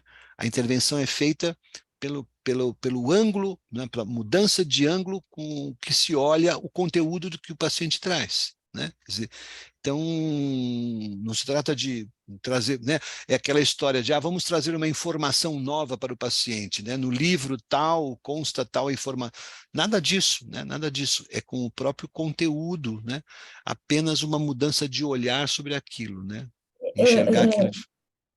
Que aí você falando em elementos me faz pensar que essa mudança de olhar é possível com o que me parece que a enfermeira traz de elementos beta, elementos alfa, para um lugar tão elementos beta. Assim, eu fico com essa sensação de que ela carrega uma reverie, um elemento alfa ali, e consegue fazer uma intervenção num ambiente que está posto. Sim. Até mesmo a questão da sexualidade que o Joaquim lembrou aqui dela com o jornalista, né? Se você olha naquele cenário absolutamente árido, né, cinzentado, né, se eu não me engano, né, é a única vez que a gente vê duas pessoas sorrindo no filme. Né? Após o sexo deles, eles estão sentados ali e estão rindo, né? Rindo. Então, uma outra energia, né, transita ali, né? Tem uma abertura diferente ali, né? Isso permite, evidentemente, um outro olhar sobre as questões, né? Legal, beleza. Eu arriscaria, pegando carona aí, dizer que a simples, entre aspas, presença desse corpo que a gente está falando aqui, do psicanalista enfermeira, né, pode promover, né, essa quebra daquela simbiose que estava ali, de toda uma coisa que está estruturada, né, naquela sociedade ali. Acho que sim. Daria para falar muitas coisas aqui, né?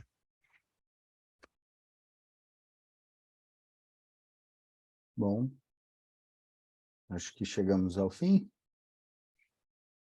Quero agradecer bastante ao Klein, a Sandra, todos os colegas que participaram.